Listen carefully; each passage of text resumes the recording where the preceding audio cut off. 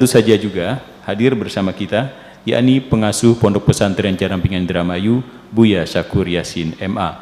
Baik, sebelum kami bergabung dengan Pak Haji Dedi Mulyadi SH, saya akan bacakan terlebih dahulu untuk sedikit kurikulum vitae dari Pak Haji Dedi Mulyadi ini. Haji Dedi Mulyadi SH lahir di Sukasari, Subang, 11 April 1971, umur saat ini 49 tahun, adalah mantan Bupati Purwakarta dan beliau dilantik pada tanggal 13 Maret 2008. Sebelum jadi Bupati, Haji Dedi Mulyadi menjabat sebagai anggota DPRD Kabupaten Purwakarta dan menjadi Wakil Bupati Purwakarta pada periode 2003 sampai 2008 bersama Bapak Lili Hambali Hasan. Pada Pilkada 2013, Pak Haji Dedi Mulyadi terpilih kembali menjadi Bupati Purwakarta untuk periode 2013-2018, berpasangan dengan Dadan Koswara. Pada tanggal 23 April 2016, Pak Haji Dedi terpilih secara aklamasi sebagai Ketua DPD Partai Golkar Jawa Barat periode 2016-2020, menggantikan Haji Irianto MS Saifuddin atau yang biasa dikenal dengan nama Yance. Dan saat ini beliau, Haji Dedi, masih tercatat sebagai anggota DPR RI dari fraksi Golkar.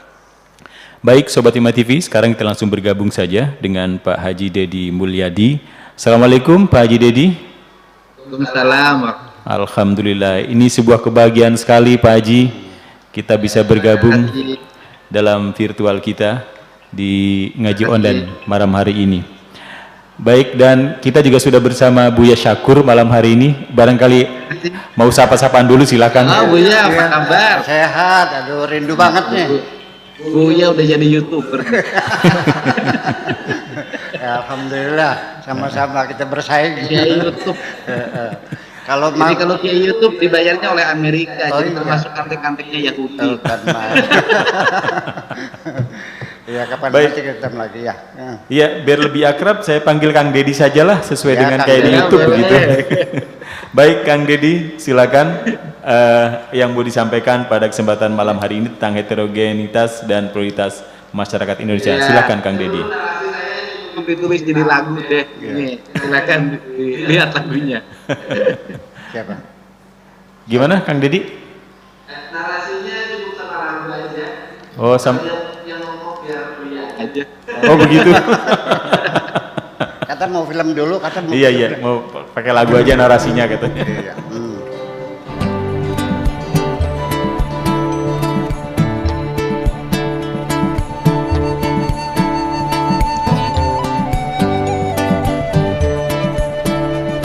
Meniti hari meretas batas, mengapa ke ujung cakrawala, bumi terhampar, langit meninggi, berbulu ombak bergumpul pilu.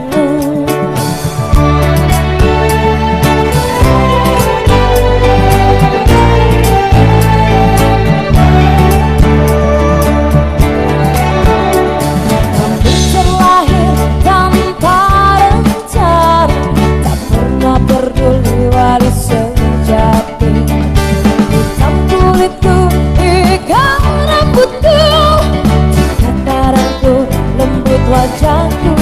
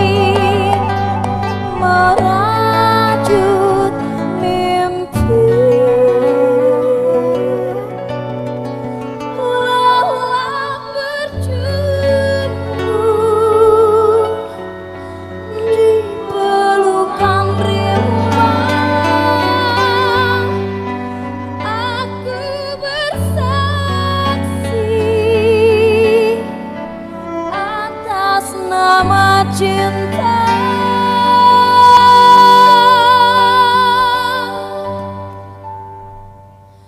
Damai Indonesiaku dalam bineka.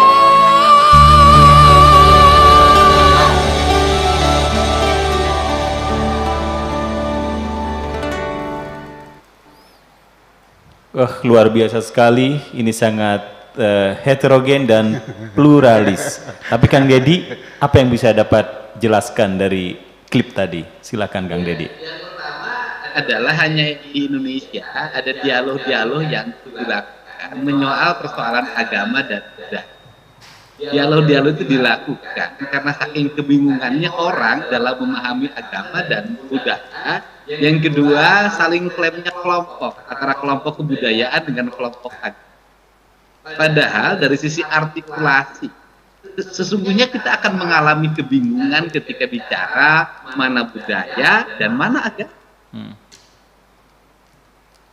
Saya katakan sekali lagi akan menjadi kebingungan manakala bicara mana budaya dan mana.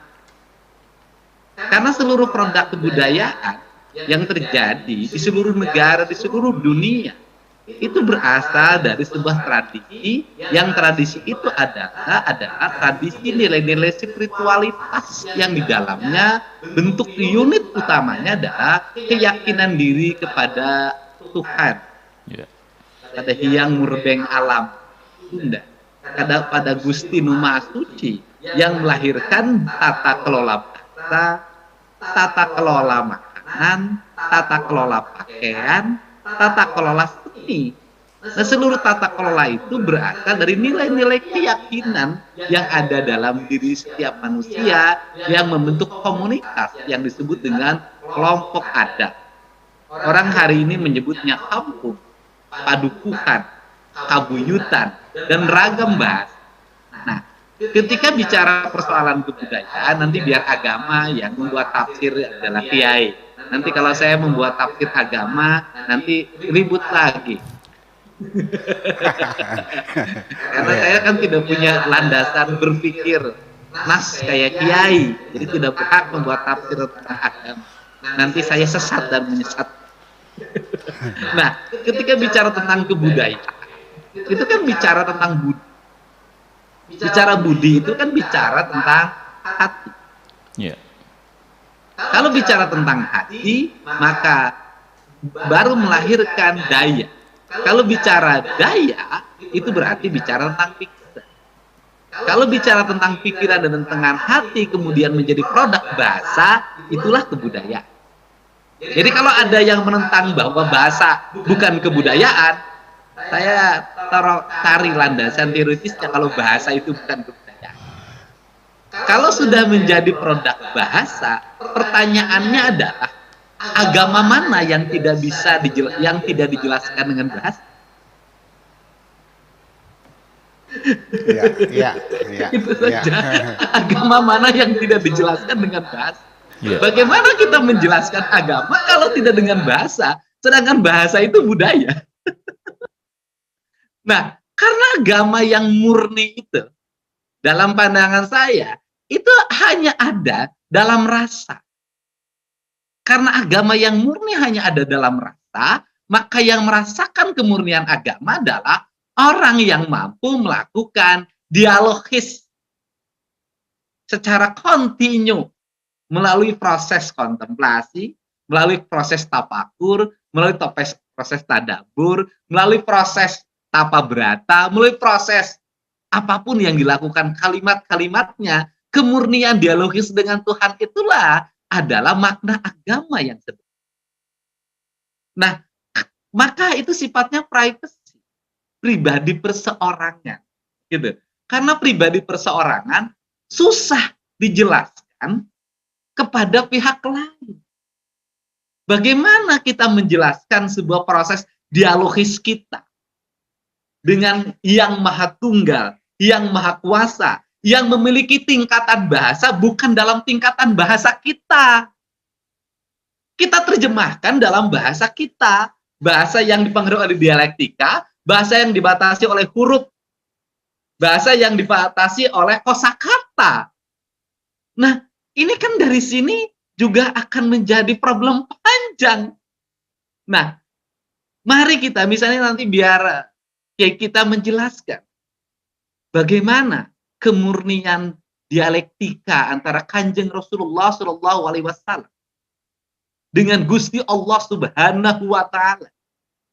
Kemudian dia sampaikan kepada sahabat yang terdekat saja.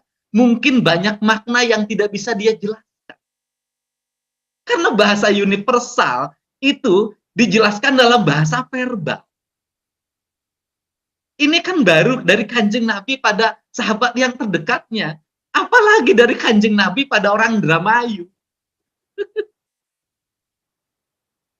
Apalagi dari Kanjeng Nabi pada orang Purwakarta, pada orang Ciamis yang memiliki keterbatasan baru bisa menyamakan antara bahasa Ciamis dengan bahasa Arab saja. Mungkin banyak kosakata bahasa Arab yang nggak bisa dijelaskan dalam bahasa Ciamis. Nah, sehingga kalau tafsir, kalau cara guru ngaji saya dulu di kampung yang di Tajuk gitu, dia ngomongnya gini deh kalau tentang Quran. Ujang, Quran teh gerak teleman, tong ukur di apal. Apa itu? Ujang, jadi Quran itu bukan hanya sekedar dihafal, tapi kamu harus tenggelam masuk ke dalam Quran. Sehingga kiai-kiai dulu itu tidak menjelaskan tafsir.